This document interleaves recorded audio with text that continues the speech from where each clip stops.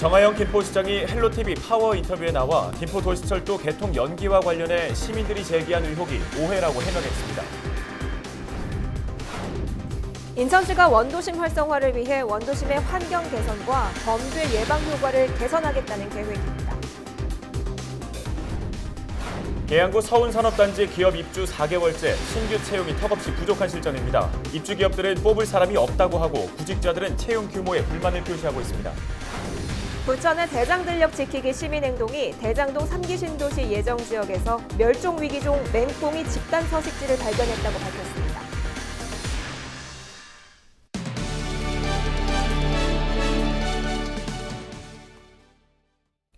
시청자 여러분, 안녕하십니까? 헬로티비 뉴스 시작합니다. 오늘의 첫 소식입니다. 원도심 활성화, 인천시의 주요 과제 중 하나인데요. 인천시가 원도심 활성화를 위해 디자인 종합 계획을 수립합니다. 특히 원도심의 환경 개선과 범죄 예방 효과를 함께 이루겠다는 목표인데요. 인천시는 과연 두 마리 토끼를 잡을 수 있을까요? 이재필 기자의 보도입니다. 슬럼화된 원도심 골목길. 지자체들은 여성 안심 귀가 앱 개발과 CCTV 확충 등 주민 안전 대책에 힘을 쏟고 있습니다. 이런 가운데 인천시가 원도심 활성화를 위해 도시 디자인 종합 계획을 수립하겠다고 발표했습니다. 범죄 예방을 목적으로 한 도시 디자인을 공공시설 등 지역 건물에 접목시키는 것이 계획의 핵심입니다. 특히 슬럼화된 원도심 지역을 밝게 디자인하고 CCTV를 확충해 자연스럽게 우범 지역의 그림자를 지운다는 계획입니다. 이 사업은 특히 슬럼화된 원도심 골목길의 환경 개선은 물론 주민 공동체 활성화와 방문객 증가로 이어져 자연 감시 효과가 높아지고 범죄 심리를 위축시키는 일석이조의 효과를 얻어 인천시는 지역별로 범죄 행태를 분석해 안전 지도를 제작하고 범죄 예방 디자인 가이드라인을 마련한다는 방침입니다. 이를 위한 관련 용역은 9월 중 착수할 계획입니다. 헬로티비 뉴스 이재필입니다. 요즘 김포시는 연일 도시철도 개통 지연 사태로 시끄럽습니다. 지난해에 이어 또 한 번 개통이 미뤄지면서 지역사회 내에서는 여러 가지 의혹까지 일었는데요. 그래서 정하영 김포시장에게 직접 물었습니다. 헬로티비 스튜디오를 찾아 밝힌 이번 지연 사태에 대한 이야기 미리 확인하시죠. 이세진 기자가 정리했습니다. 정하영 김포시장은 지난해 12월 도시철도 차량 떨림 현상을 인지했지만 차륜을 깎고 방향을 바꿔 문제를 해결해왔다고 말했습니다.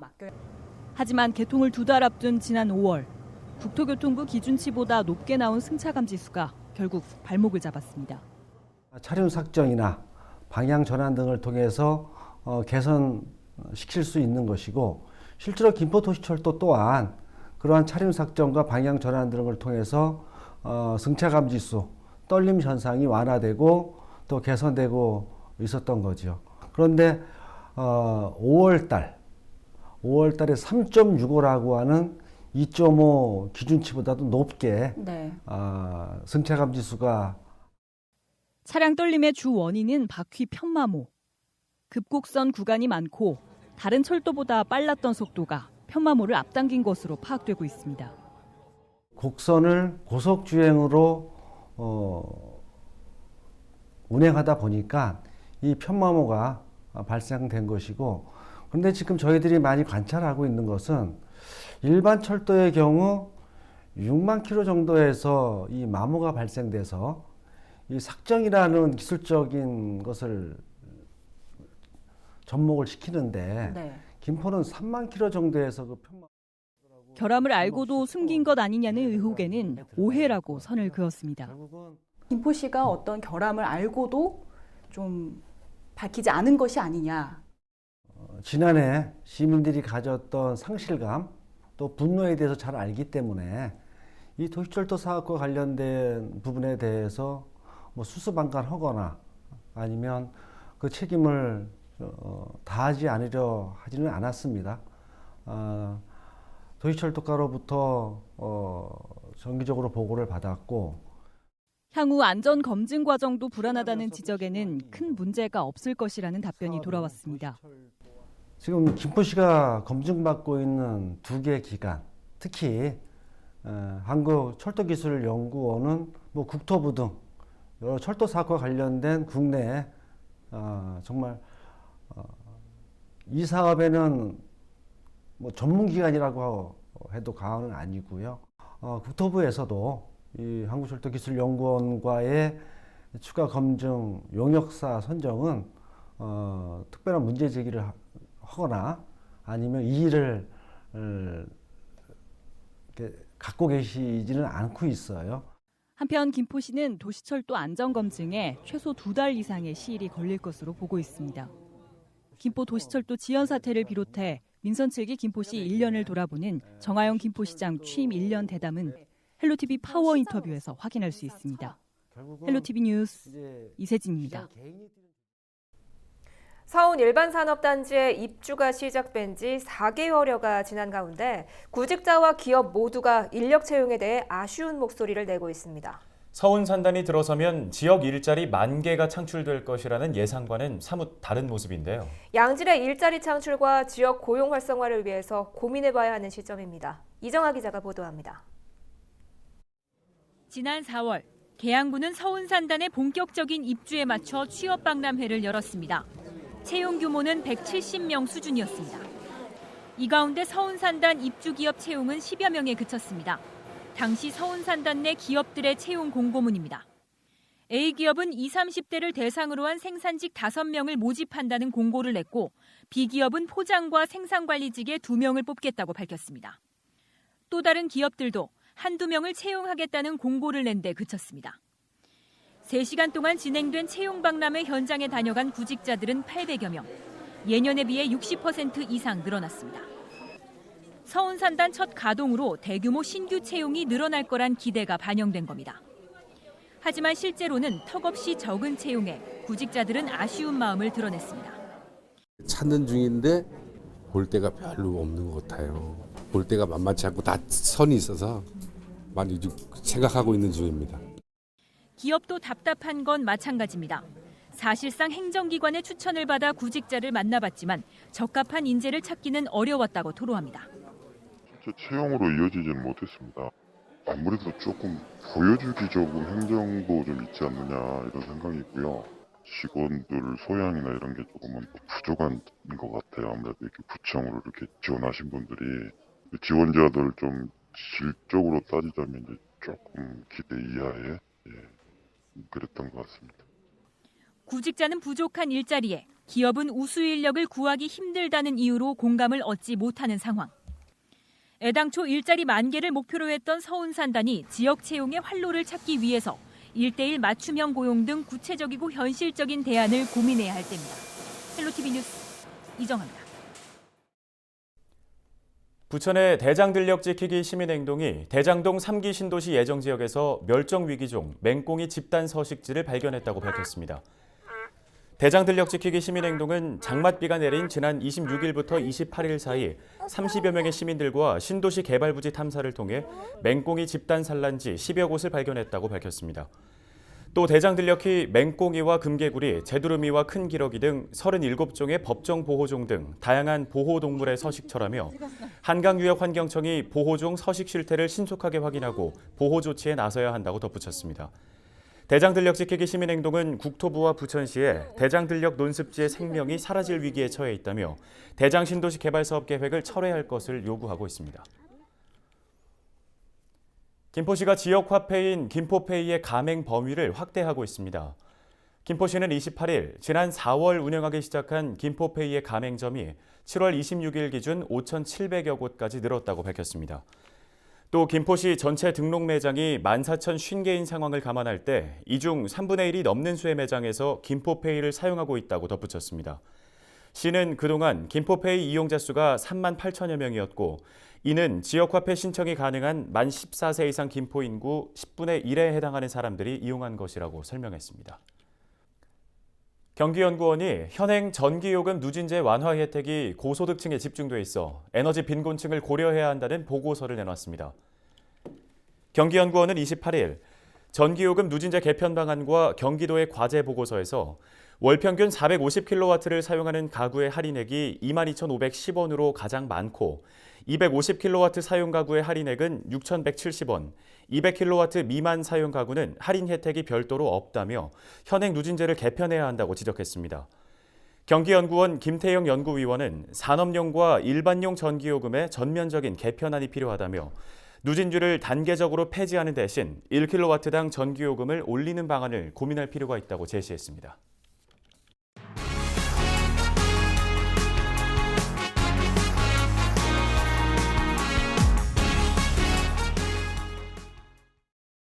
다음 소식입니다. 수도권 매립지 사용 종료를 바라는 지역사회의 목소리가 높은데요. 박남춘 인천시장이 수도권 매립지의 사용 기한을 2025년으로 못 박았습니다. 대체 매립지 조성과 상관없이 자체 매립지를 만들어 2025년 매립 종료를 실현하겠다는 구상입니다. 이형구 기자입니다. 조성 당시 2016년까지만 사용하기로 했던 수도권 매립지. 하지만 대체 매립지를 찾지 못하면서 환경부와 수도권 3개 시도는 사용기한 연장에 합의했습니다. 대신 3-109를 채울 때까지 대체 매립지를 찾기로 했습니다. 문제는 명확한 종료 시점을 명시하지 않아 자칫 연구화되는 것 아니냐는 분석까지 나온 상황. 박남춘 인천시장은 매립지 사용기한을 2025년으로 못 박았습니다. 저는 환경과 서울시 또 우리 경기도도 우리 발생지 처리 원칙 이런 데 합의를 해주고 있지만 좀 적극적으로 나와라. 안 하면 우리는 자체 매립지 찾아서 가고 규제 닫겠다. 2025년이 되면 이런 분명한 의사를 보여주기 위해서 오늘 토론회를 여는 겁니다. 인천시는 환경부와 수도권 3개 시도가 찾고 있는 대체 매립지에 회의적인 입장을 보였습니다. 쓰레기 발생지 처리 원칙에 따라 인천과 서울, 경기가 각자 자신들의 매립지를 조성해야 한다는 겁니다. 저희는 그 지역이 인천 지역이 아니길 바라고 있고요. 그 지역이 경기도나 타 지역이 됐을 때 과연 우리가 그 쓰레기를 거기다 매립지로 가야 되냐 부분에서 저는 제 도견은 그렇게 되고 우리 자체 매립지를 찾는다고 하면 우리는 당연히 발생지 원칙 우리가 하고 있는 그 원칙이나 명분에 맞게 이제는 가야 되지 않았냐. 박남춘 시장은 해상 처분장 논란에 대해서도 입장을 밝혔습니다. 정부가 송도 앞바다를 해상 쓰레기 매립지로 검토한 용역은 인천시와 무관하다는 점을 재차 확인했습니다. 갑자기 엉뚱한 이 억측으로 막 번졌어요. 해수부의 용역도 저는 왜 했는지도 지금도 알지 못합니다만 해상 처분장이라는 걸 하려면 소각장이 준비가 안 되거나 할 수가 없는 일이에요. 그렇지 않습니까? 그래서 앞단이 되지도 않았는데 어떻게 뒷단 얘기를 하겠어요. 박남춘 시장은 이제 직매립이 아닌 재순환과 소각을 통해 최소량만 매립하는 친환경 에코타운으로 매립지를 조성해야 한다며 인천부터 자원순환 정책 대순환을 준비하겠다고 밝혔습니다. TV로드 뉴스 영구입니다. 중국산 무허가 선박 자동 식별 장치를 유통한 일당이 경찰에 붙잡혔습니다. 해양경찰청은 지난 5월 20일부터 7월 19일까지 무허가 선박 자동 식별 장치 일제 단속을 실시했는데요. 결과 62살 A씨 등 55명을 전파법 위반 등의 혐의로 불구속 입건했다고 밝혔습니다. 선박 자동 식별 장치는 수색 구조 업무의 목적으로만 사용할 수 있는데요. 해경 관계자는 일부 어민들이 어구의 위치를 쉽게 파악하기 위해 선박 자동 식별 장치를 불법적으로 사용하고 있다고 말했습니다. 특히 선박 자동 식별 장치를 어구에 부착할 경우 인근을 항해하는 선박의 항해 장비 화면에 실제 선박과 동일한 신호가 표출된다며 선박들의 급작스런 항로 변경을 유발해 대형 사고로 이어질 수 있다고 지적했습니다. 29일 오전 9시 58분쯤 SUV 차량이 신호등과 부딪힌 후 삼산 119 안전센터로 돌진했습니다. 차량 운전자는 부상을 입고 인근 병원으로 이송됐습니다. 쓰러진 신호등에 주차돼 있던 차량 한 대도 파손됐습니다. 해당 차량은 삼산 119 안전센터 방향으로 좌회전을 하던 중 사고를 낸 것으로 알려졌습니다. 경찰은 정확한 사고 경위를 조사 중입니다. 29일 새벽 3시 15분쯤 인천시 남동구 장수고가 진입도로에서 3.5톤 화물트럭이 전도됐습니다. 사고로 화물트럭 운전자 43살 A씨가 찰과상을 입고 인근 병원으로 이송됐습니다. 경찰은 정확한 사고 경위를 조사하고 있습니다. 러시아 상트페테르부르크의 인천 광장이 문을 열었습니다. 상트페테르부르크는 인천의 우호 도시인데요. 이번 개원식에는 인천시와 상트페테르부르크 관계자 등 200여 명이 참석했습니다. 문을 연 인천광장의 정식 명칭은 도심 속 작은 공원이라는 뜻의 인천 스크베르인데요. 지난 2011년 인천시가 연안부두에 상트페테르부르크 광장을 조성한 바 있죠. 상트페테르부르크는 이에 대한 답례로 인천광장을 조성했습니다. 다음 소식입니다. 인천문화예술회관이 여름방학을 맞아 2019 썸머 페스티벌을 엽니다. 이 축제는 청소년을 위한 맞춤형 클래식 음악회인데요.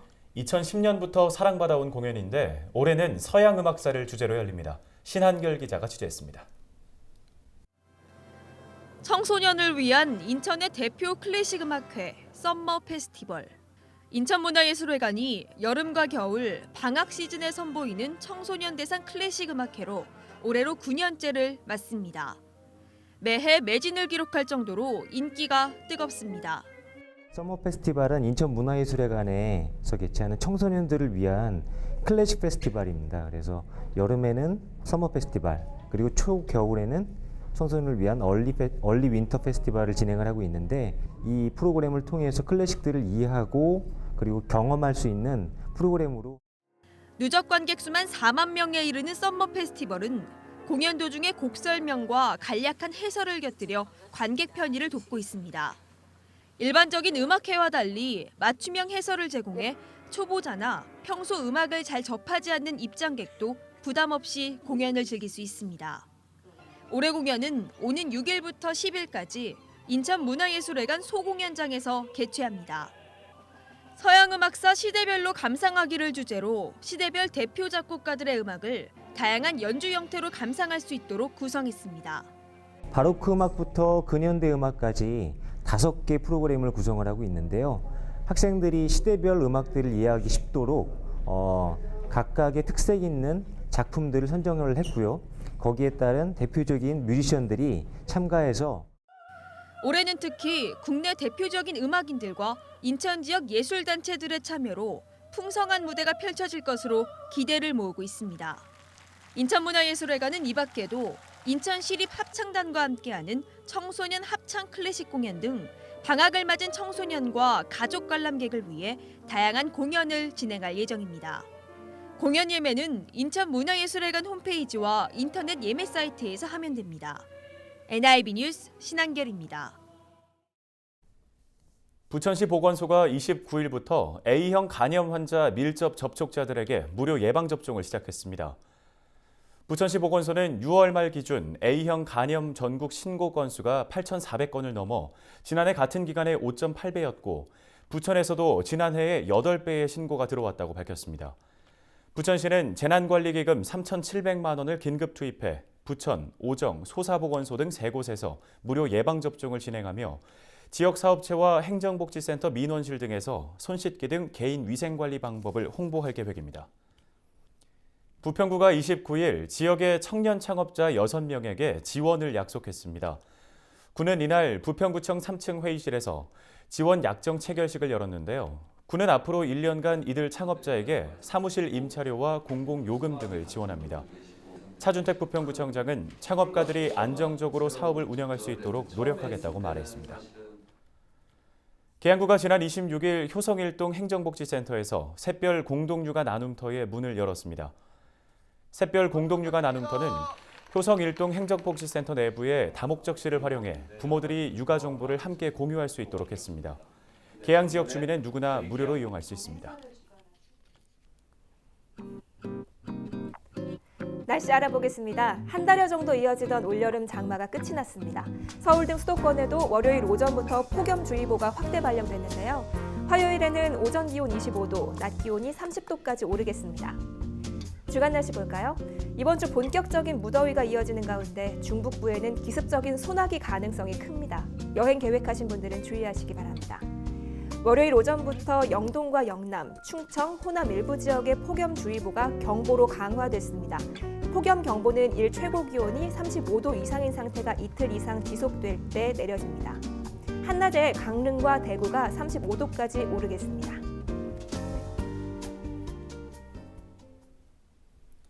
오늘 저희가 준비한 소식은 여기까지입니다. 헬로티비 뉴스는 언제나 지역 주민 여러분 곁에 있겠습니다. 시청해주신 여러분 고맙습니다.